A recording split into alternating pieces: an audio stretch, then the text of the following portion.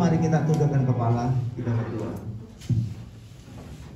Tuhan Yesus Kristus, kami mengucap puji syukur dan berterima kasih kalau di malam hari ini Tuhan, Engkau telah kumpulkan kami dari berbagai tempat bisa berkumpul tempat ini. Kami percaya ini semua bukan karena hanya rutinitas, tapi Tuhan punya maksud besar di dalam kehidupan setiap kami. Tuhan, inilah kami anak-anak-Mu, berbicaralah Tuhan melalui hamba-Mu. Ini saudara semua ada yang hadir Tuhan, beri mereka hati seperti tanah yang subur, yang siap untuk ditaburi kebenaran firman-Mu Tuhan. Maka sahabat-sahabat dan kami semua akan mengerti akan kebenaran, lalu kami berbuah 100 kali lipat, 60, 30 kali. Terima kasih. Terpuji nama-Mu Tuhan, hanya di dalam nama Yesus. Bagi kita yang siap mendengarkan firman Tuhan, mari kita sama-sama katakan amin. Amin. Selamat malam saudaraku. Orang-orang yang terbahagia di dunia, selamat malam. Jimmy Man, be strong in the Lord. Be strong in the Lord. Hello F. Be strong in the Lord. Be strong in the Lord. Be strong in the Lord. Hello F. Puji Tuhan. Selamat malam, tentunya saya mengucapkan terima kasih untuk Bro Eri dan semua sahabat di sini, karena saya ini menggantikan sebetulnya nih. Hari ini sebetulnya ada nama Bro Wilson pribadi harusnya hari ini, tapi beliau berhalangan, kemudian saya yang diminta nanti mungkin minggu depan atau apa, Bro Wilson pribadi ya. Saudara sekalian, saya begitu ditanya, saya nggak tahu, saya beri judulnya hari ini adalah, ini sering didengar ya. Ya, jadi gunung bisa dipindahkan karena iman. Kalau di sana kan bilang kau memiliki apa? Iman sebiji sesawi, katanya kau bisa pindahkan gunung. Nah, sekarang kita mau lihat nih, gunung itu apa? Tapi yang selama kita dengar ini di mana-mana, ya di berbagai tempat, gunung itu katanya adalah masalah. Betul? Wow, apapun masalahmu, ini bisa selesai. Nah, kita mau melihat konteks kebenaran firman Tuhan. Apa sih berbicara gunung? Tapi saya mau katakan begini saudaraku, teman-teman sekalian. Nah, kita ini semua sudah menjadi anak-anak Allah. Ada amin? Ya, kita mau tahu kebenaran. Ya, gini. Saudara, di Alkitab itu hanya ada dua hal penting. Satu disebut perjanjian lama, satu lagi perjanjian baru, benar? Perjanjian lama fokus kepada apa? Hukum Taurat. Perjanjian baru fokusnya apa? Kasih karunia.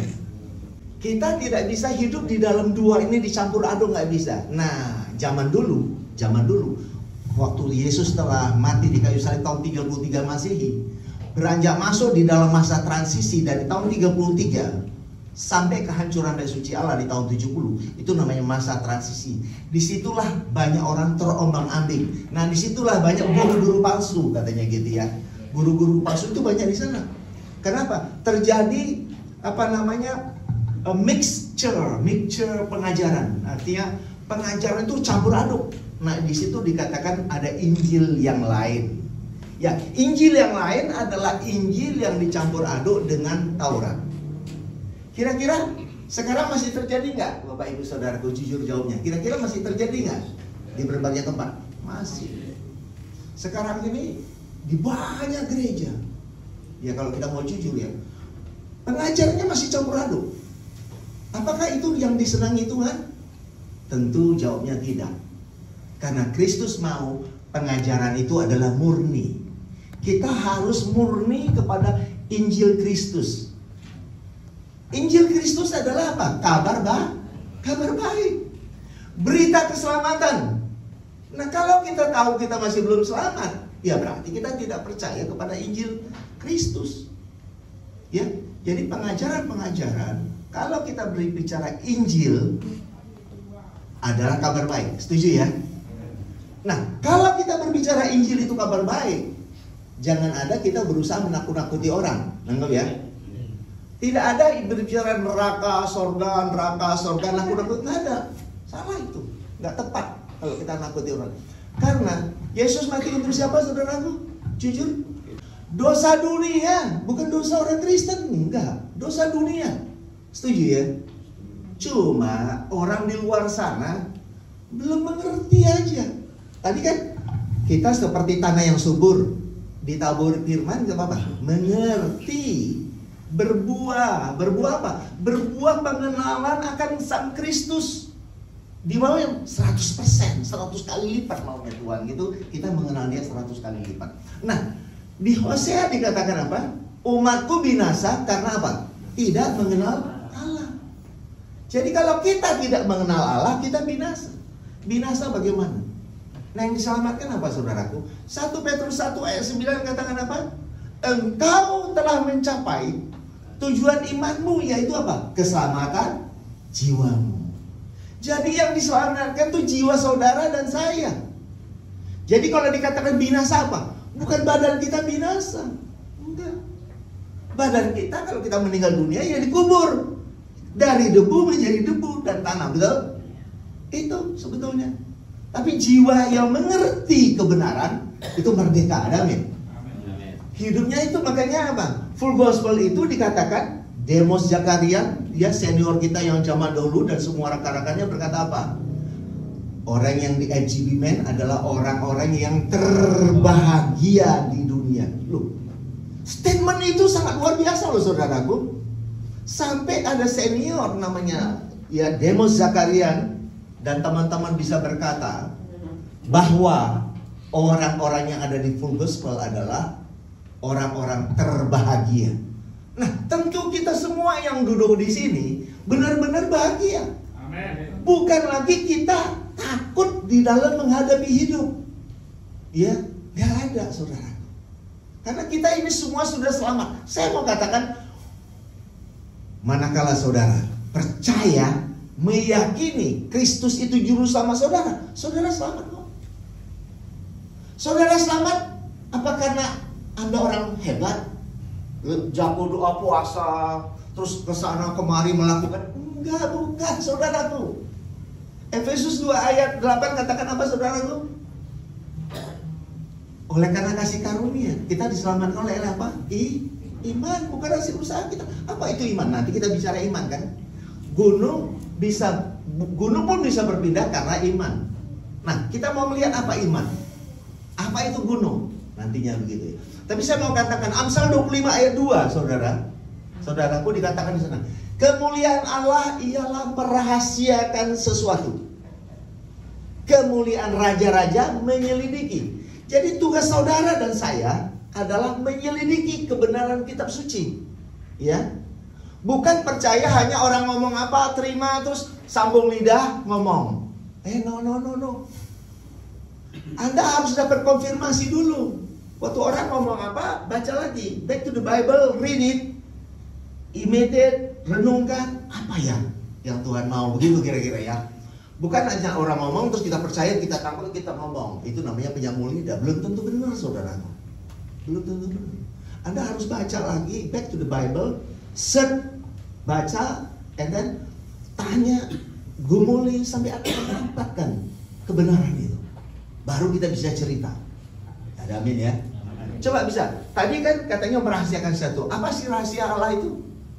Coba bisa bacakan Kolose 2 ayat 2. Nah, pakai mic saudara. Lihat pakai mic. Kolose 2 ayat 2. Tolong bantu baca. Kolose 2 ayat 2. Supaya kita ngerti rahasia Allah. Karena tadi kemuliaan Allah ialah merahasiakan sesuatu. Nanti kita bahas masuk ke gunung dan iman. Kolose 2 ayat 2, supaya hati mereka terhibur dan mereka bersatu dalam kasih, sehingga mereka memperoleh segala kekayaan dan keyakinan, pengertian dan mengenal rahasia Allah, yaitu Kristus.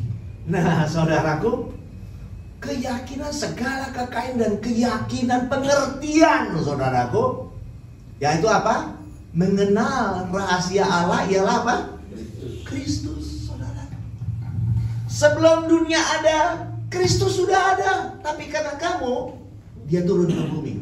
Ya, itu di 1 Petrus 1 ayat 20, saudara. Jadi kita harus mengerti bahwa rahasia Allah itu Kristus itu. This is the most important in your life to understand, mengerti bahwa Kristus itu the most important dalam hidup saudara dan saya. Ya tidak ada yang lain. Kristus itu paling penting. Ya. Nah, jadi saudara, sekarang kita mau bercerita dengan sesuai dengan topik kita. Ya, kita mau menyelidiki. Kata gunung, ada gunung, ya. Nah, di Alkitab di Matius 17 ayat 20 di sana dikatakan iman yang sebiji sesawi bisa memindahkan gunung. Nah inilah yang sering dibicarakan orang, memindahkan masalah. Kalau Anda punya masalah beriman. Sekarang saya mau bertanya, apa sih iman itu? Teman-teman sekalian. Apa itu, saudara? Pokoknya nggak ada ujian ya, nggak ada nilai masalah. Ngomong aja nggak apa-apa. Kita nggak ada ujian kok. Iman apa kira? Keyakinan, kepercayaan. Apakah keyakinan si A lebih tinggi dari si B? Itu iman?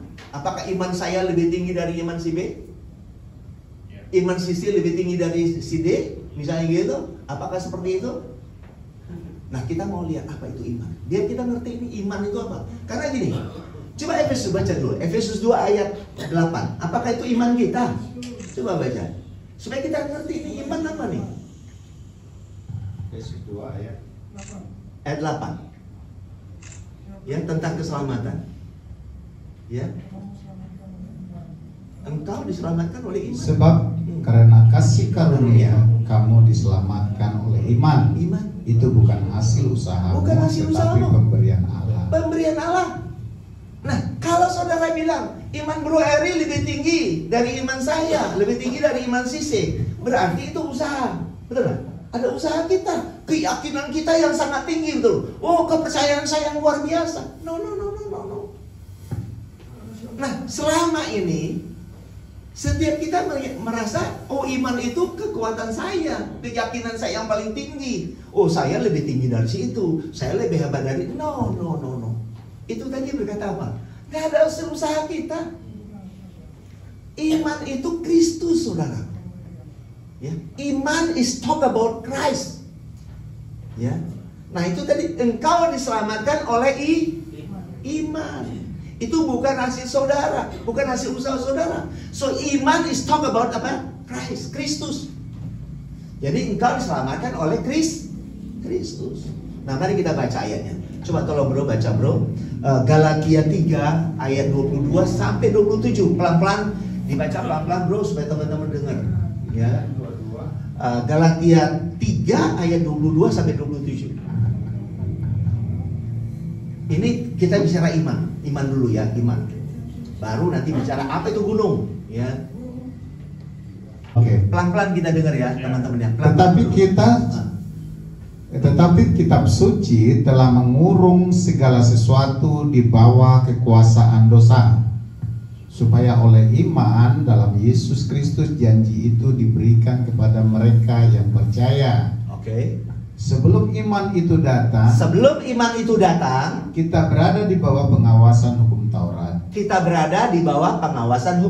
Sebelum iman itu datang, oke? Dan dikurung sampai iman itu telah dinyatakan. Oke. Jadi hukum Taurat adalah penuntun bagi kita sampai Kristus datang. Jadi hukum Taurat adalah penuntun sampai Kristus datang. Oke, supaya kita dibenarkan karena iman. Lanjut. Sekarang iman itu telah datang. Sekarang iman itu sudah datang. Karena itu kita tidak berada lagi di bawah pengawasan penuntun. Jadi kita tidak berada di bawah pengawasan hukum Taurat. Amin, saudara. Sebab kamu semua adalah anak-anak Allah. Amin. Karena iman di dalam Kristus Yesus. Amin. Iya.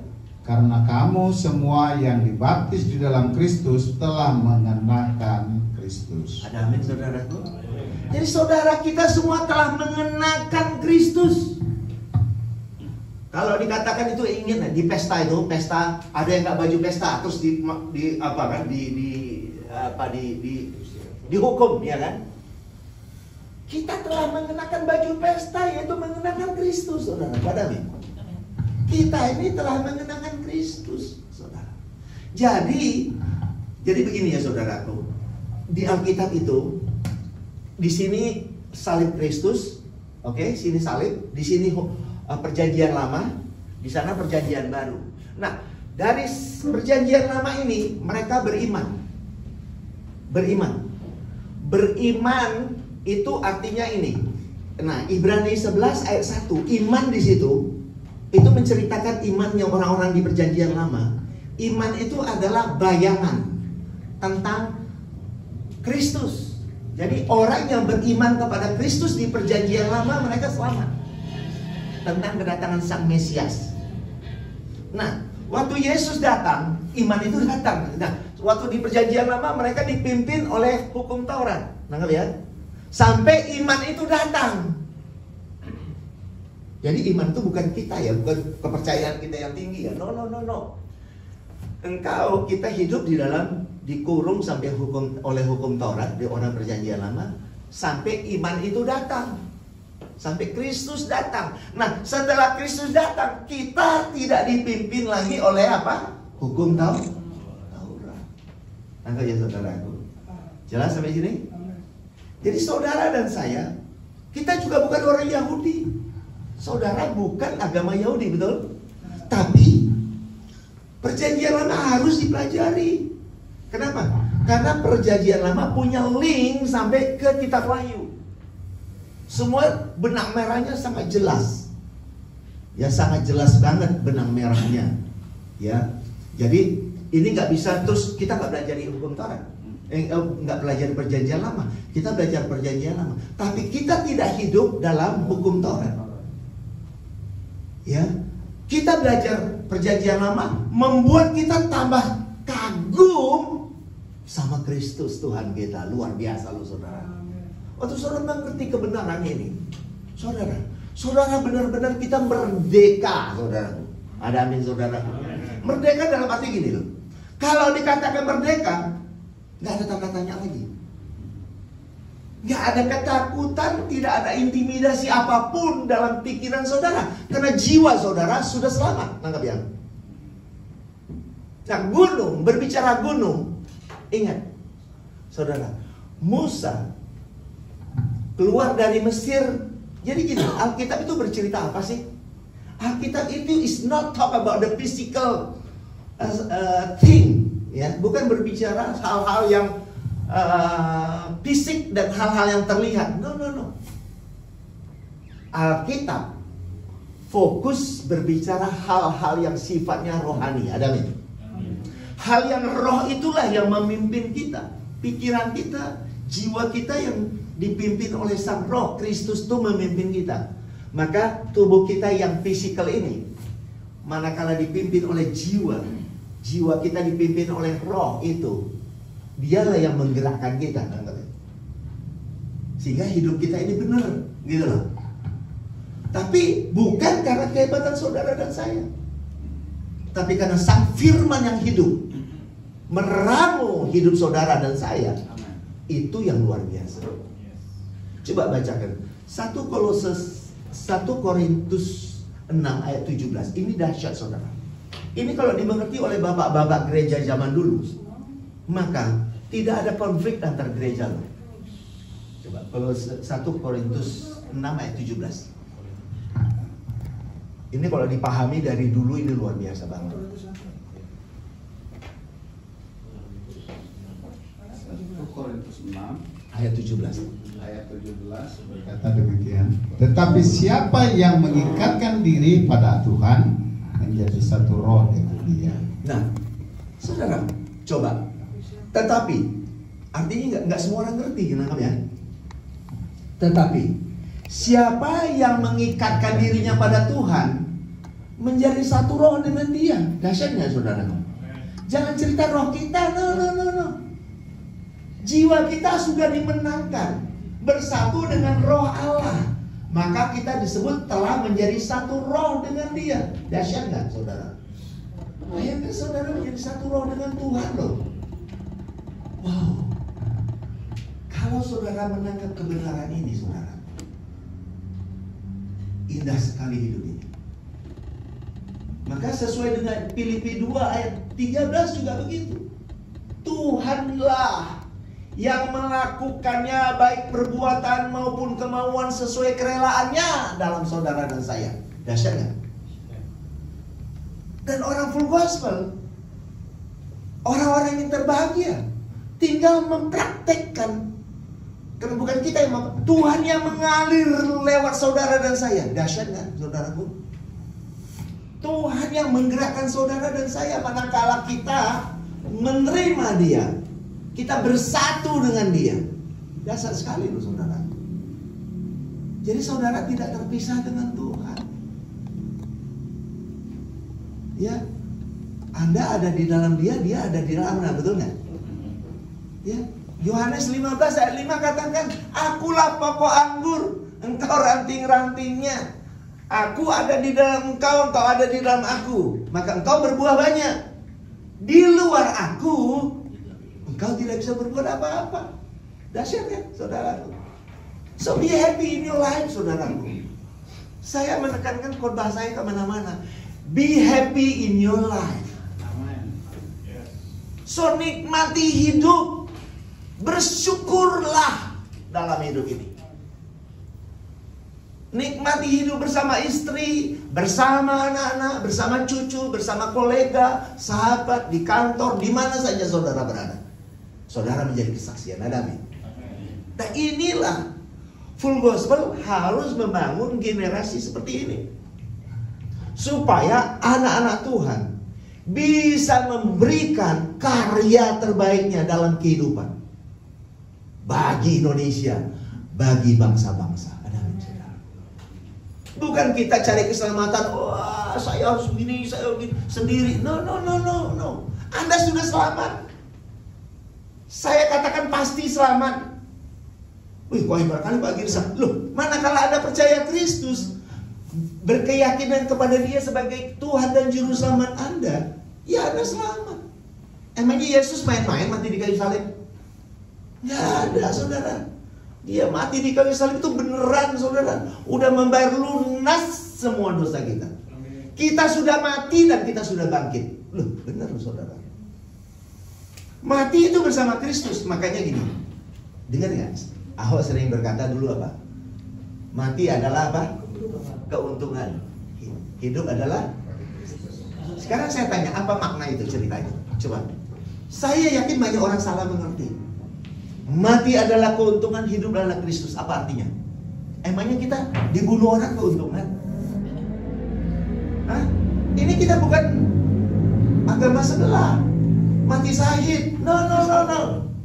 Mati syahid keuntungan. No. Di Kristenan tidak mengenal mati syahid beruntung. No. Nggak. Paulus berkata, mati adalah keuntungan, hidup adalah Kristus. Apa maksudnya?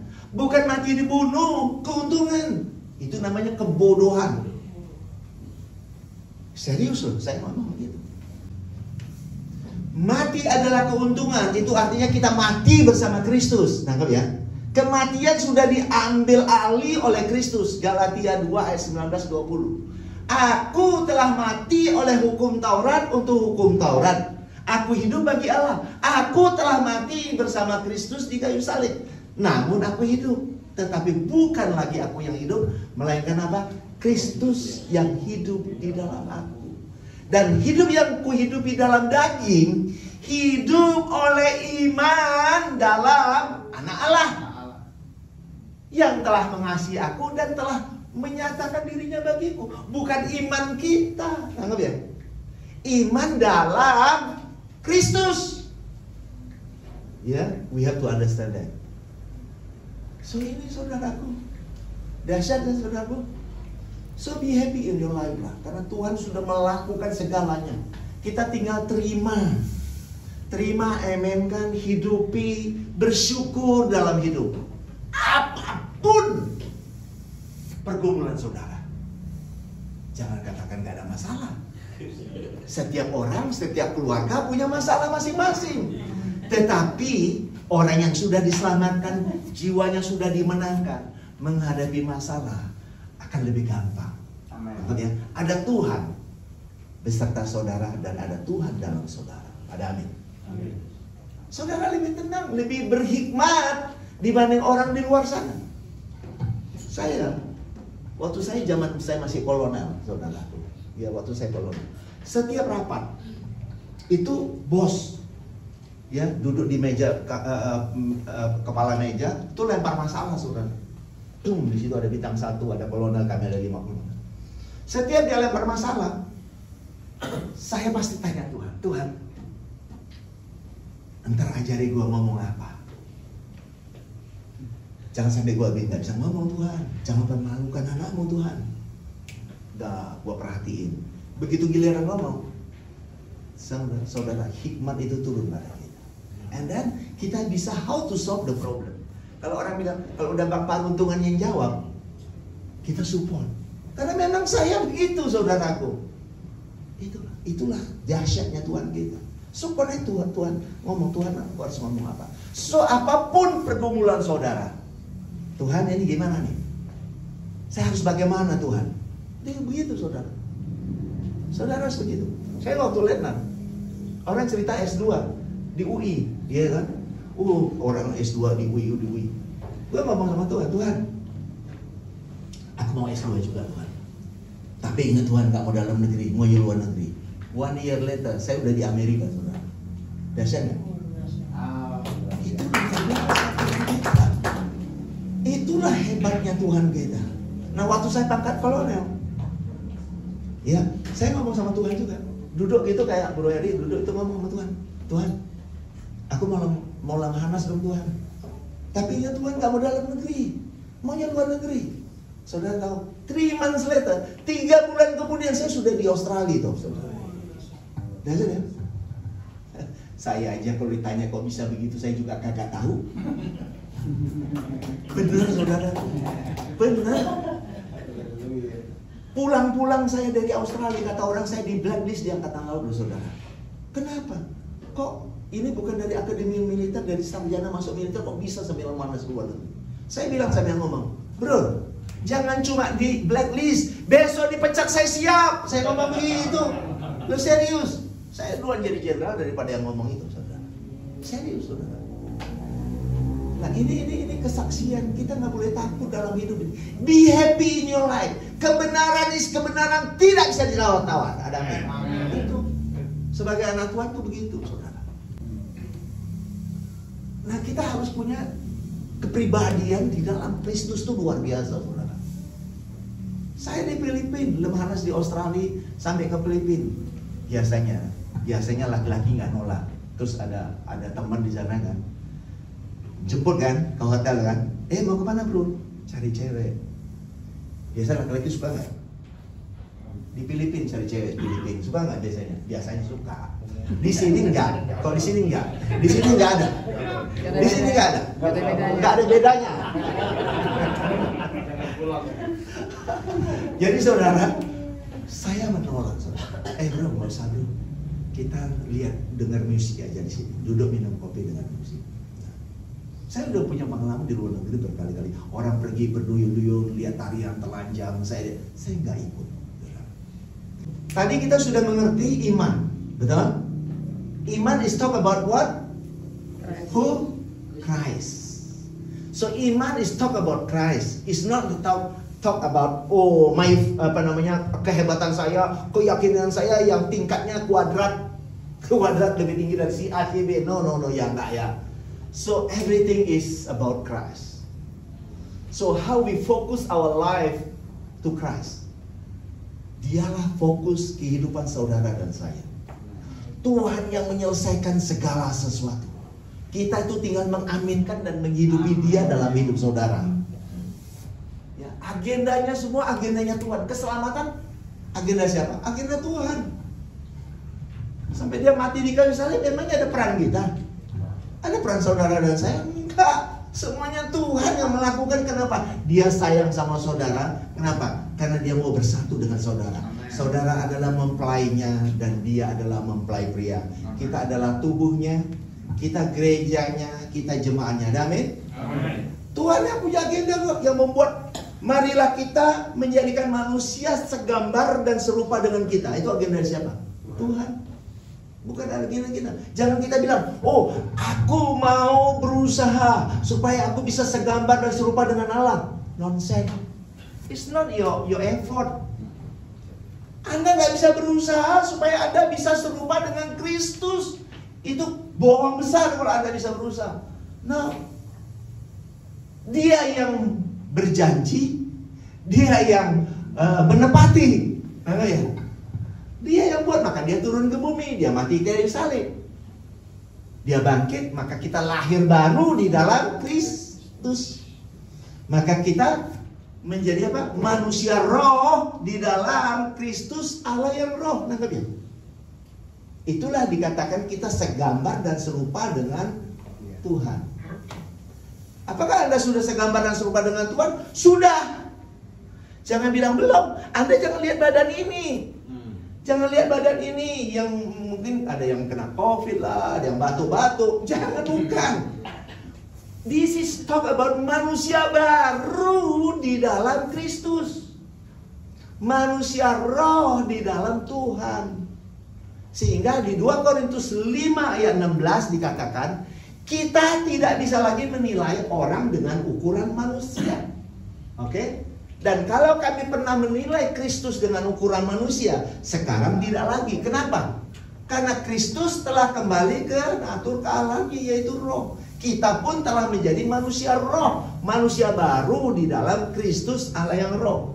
Maka kita telah menjadi serupa dan segambar dengan Dia. Ada nih? Kita telah ketemu muka dengan muka, bukan nanti. Kita telah menjadi manusia roh di dalam Allah yang roh. Tadi dikatakan apa?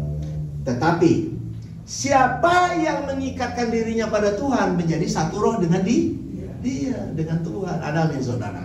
Dasar sekali saudara. Nah sekarang kita bicara gunung. Gunung, ingat bahwa Musa naik ke Gunung Sinai, betul? Nah di Gunung Sinai dia mendapatkan apa? Hukum Taurat di batu loh. Nah hukum Taurat 10 firman Tuhan diterjemahkan, dijabarkan menjadi 613 do and don't. Lakukan dan jangan, lakukan dan jangan. So not everyone, tak satu pun manusia mampu melakukan hukum Taurat dengan benar. Satu saja gagal dari 613. Semuanya gagal total. Mengerikan gak? Itulah beratnya hukum Taurat. Hanya Kristus yang mampu menggenapi hukum Taurat dalam hidupnya. Kayaknya Roma 10 ayat 4 ya. Roma 10 ayat 4. Sebab Kristus adalah kegenapan hukum Taurat, sehingga kebenaran diperoleh tiap-tiap orang yang percaya. Wow, dasar kan? Jadi Kristus itu telah menggenapkan hukum Taurat dalam hidupnya. Waktu dia mati di kayu salib, what he said? Tetelestai. Semua sudah selesai. Jangan Anda tambah-tambah. Sudah selesai. Titik. Jangan kita yang nambah-nambah, belum selesai. Sudah selesai. Titik, loh, selesai. Hukum Taurat sudah selesai digenapi oleh kematian Kristus. So be happy in your life, saudara. Anda sudah menerima keselamatan itu. Hidupilah keselamatan itu dalam hidup ini. So do the best in your life. Bagi keluarga, bagi siapa aja berikan yang terbaik lah. Nggak ada ruginya, saudara. Amen. Ya, so Anda tambah gembira loh. Di full gospel ini dengan sukacita walaupun jauh macet-macet. Loh, ini kan aneh kan ya? Aneh loh. Saya aja kadang-kadang mikir saya juga aneh. Pelayanan kemana-mana nggak cari uang. Ada yang denger aja, saya sudah berterima kasih loh. Saudara-saudara mendengari saya ngomong, saya sangat berterima kasih. Kenapa? Artinya kalau Anda bisa menangkap kebenaran ini, I'm so happy. Bener. Tanya istri saya lah, ini istri saya yang tahu. Saya kalau di rumah belajar, ini baca, itu, ini. Saya cerita sama istri saya, sama anak saya. Bahkan sama anak saya ngomong, nah, suka tidak suka, one day kamu harus jadi pembicara. Saya ngomong gitu sama anak saya. Nggak usah sekolah teologi ya. Nggak usah sekolah ini, nanti papa yang ngajarin. Gitu saya bilang, nanti papa yang ngajarin nak. Papa kasih tahu benang merahnya ini apa di Alkitab. Dari mulai ini apa benang merahnya. Kalau orang sudah mengerti kebenaran, itu indah sekali. Alkitab itu tidak sulit, saudara. Hanya berbicara hukum Taurat dan kasih karunia. Berbicara Kristus dan mempelai. Itu aja kok. Lain nggak ada. Dan kita sudah bersatu bersama dia. So what? Apa lagi? Hidup ini, be happy. Coba baca Pengkhotbah 1 ayat 4. So saudara jangan takut kiamat. Gak ada kiamat. Kalau punya uang beli tanah. Ya, kalau ada uang beli tanah saudara. Saya dulu terlambat, saya tahun 86 mau beli tanah gak jadi beli tanah gara-gara pendeta khotbah tahun 88 kiamat. Yesus datang kiamat. Akhirnya saya gak beli saudara, uangnya habis sudah kebakar. Nah sekarang kalau punya uang beli aja saudara. Ini baca nih, ya Pengkhotbah 1 ayat 4. Makanya saya katakan pengajaran Injil Kristus bukan nakut-nakuti. Berita gembira, berita keselamatan, be happy in your life. Nikmati hidup dan jadi berkat. Itu baca, baca. So baca sekarang. Keturunan yang satu pergi dan keturunan yang lain datang, tetapi bumi tetap ada. So saudaraku, kita jadi engkong-engkong, ya kan? Bisa di stop jadi engkong-engkong? Jadi nenek-nenek bisa stop? Ada yang bisa stop? Jadi nenek-nenek jadi engkong-engkong? Gak ada. Saudara satu saat suka tidak suka Anda akan jadi engkong-engkong dan selesai dari peredaran. Nah anak cucu kita lahir. Begitulah siklus hidup di dunia ini. Tuhan gak kurang kerjaan. Bumi ini digoncang, dihancurkan, bikin bumi yang baru. Enggak begitu. Bumi yang baru bukan itu. Bumi baru is talk about relation, saudara. Jadi begini saudara, saya singgung sedikit ya. Wah ini sebenarnya udah pas ya. Hah? Kenapa ya? Sebenarnya gini, saya buka rahasia saudara. Saudara silakan sendiri. Begini, Musa waktu menulis dari kitab Kejadian itu sampai terus kitab Keluaran, Imamat dan lain-lain semuanya itu dalam rangka apa? Bagaimana mereka keluar dari Mesir untuk menuju ke tanah Kanaan. Bukan bercerita langit dan bumi ini, bukan. Itu bahasa yang dipakai tuh pakai Musa, nangkep nggak? Kalau bilang gini, Allah menciptakan langit dan bumi, itu bukan bercerita langit dan bumi. Buat apa Musa menceritakan itu? Mereka sedang bagaimana berusaha keluar dari tanah Mesir menuju Kanaan. Jadi kalau dikatakan Tuhan menciptakan langit dan bumi, itu artinya apa? Bahasa rohaninya, Tuhan membuat perjanjian antara langit, yaitu talk about God, dirinya heaven, antara dirinya dan manusia. Adam itu tanah, itu bumi, ya. Jadi Tuhan membuat perjanjian antara dirinya dengan umatnya, yaitu apa? Relasinya diatur oleh hukum Taurat, yang mengatur perjalanan mereka dengan hukum Taurat yang dilakukan di bait suci Allah. Ya. Nah, tadi yang saya berbicara, Musa berbicara dengan Tuhan di atas Gunung Sinai. Nah, dari Gunung Sinai itu, and then Tuhan memerintahkan apa? Buatlah apa yang engkau lihat di Gunung Sinai itu, dan dibuatlah menjadi tenda, tabernakel, yang akhirnya menjadi bait suci Allah. Disitulah diselenggarakan relasi antara manusia dengan Tuhan. Itulah langit pertama, bumi pertama. Ya, langit pertama, bumi pertama sesuai dengan kitab Wahyu 21 ayat 1. Aku melihat langit yang baru dan bumi yang baru. Langit pertama, bumi pertama telah berlalu, laut pun tidak ada lagi. Artinya apa? Aku melihat langit baru dan bumi yang baru. Artinya apa? Aku melihat ada satu perjanjian yang baru antara Tuhan dengan umatnya, terjadi di dalam tubuh Kristus, di mana relasinya dalam roh dan kebenaran. Ada amin. Nah, langit pertama, bumi pertama adalah perjanjian yang pertama antara Tuhan dengan umatnya, di mana relasinya terjadi dalam bait suci Allah yang diatur oleh hukum Taurat. Dan itu yang dikatakan telah berlalu dengan kehancuran bait suci Allah tahun 70 Masehi. Udah selesai.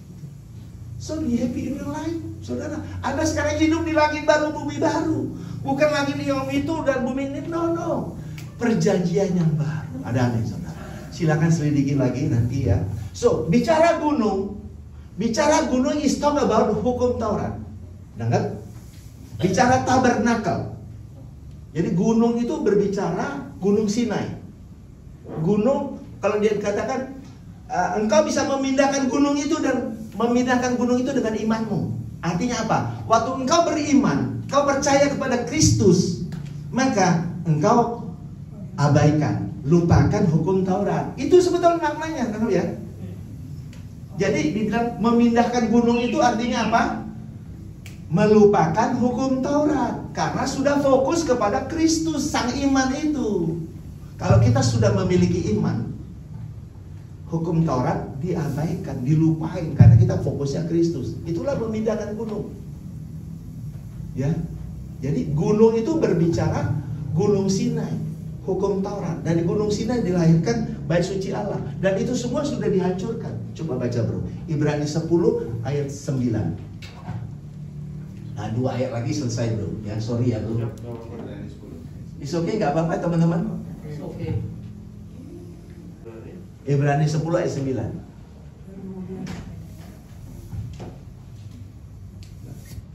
Dan kemudian katanya, sungguh aku datang untuk melakukan kehendakmu. Yang pertama ia hapuskan supaya menegakkan yang kedua. Jelas ya? Nah, sungguh aku datang, itu berbicara Kristus ya. Sungguh Kristus datang untuk melenyapkan, menghapus yang pertama, apa itu? Hukum Taurat, Bait Suci Allah, dan menegakkan yang kedua. Nah, yang pertama tadi melenyapkan yang pertama, langit pertama, bumi pertama. Untuk menegakkan yang kedua, langit baru, bumi baru. Hidup dalam kasih karunia, hidup dalam relasi, dalam roh dan kebenaran. Hidup diatur oleh hukum Taurat ini yang dilenyapkan. Nangkap, saudaraku? Itu sebetulnya gampang kan? Gampang sekali.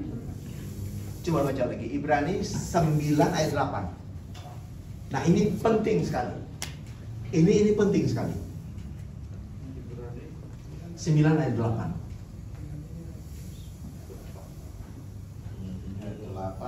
Ya.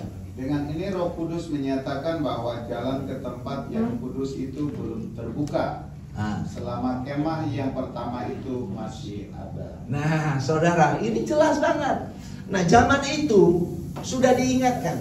Roh Kudus mengingatkan bahwa ke tempat yang kudus itu belum terbuka. Yaitu apa tempat yang kudus? Yaitu tubuh Kristus. Orang percaya sang mempelai. Tempatnya bersemayamnya Tuhan.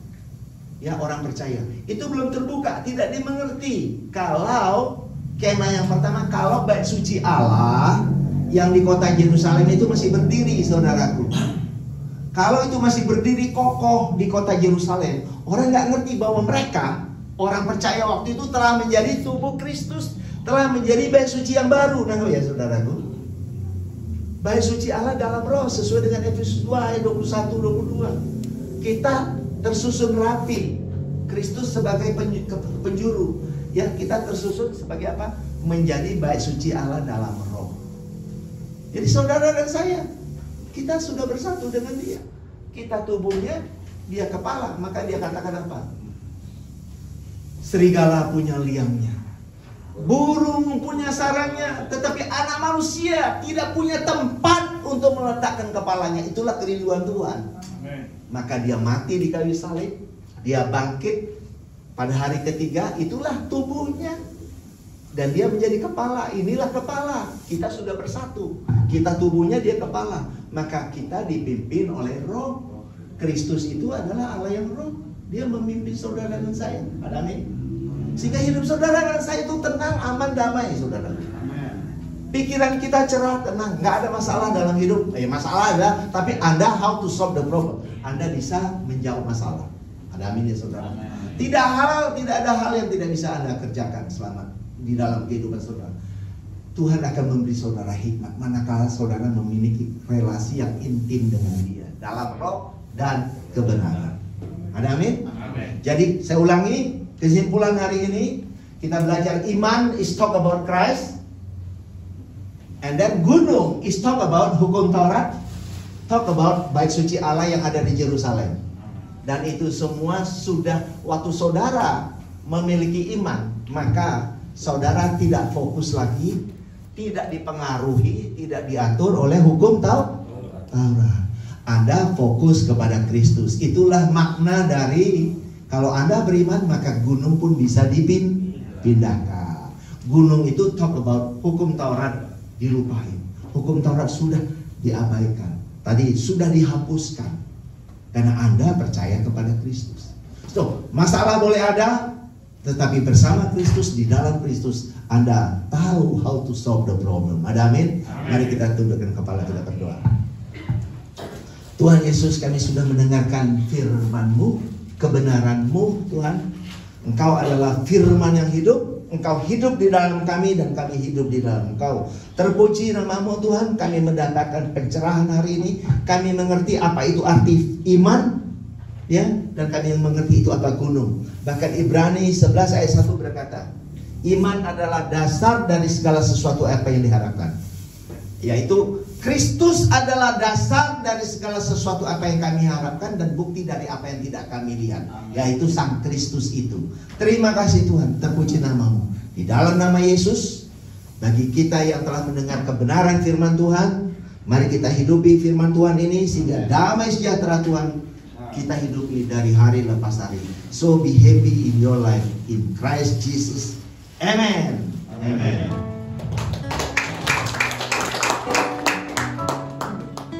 Baik, Pak Paruntung, saya minta berdiri. Semua audiens boleh berdiri. Kita angkat jempol kita. Thanks, Pak.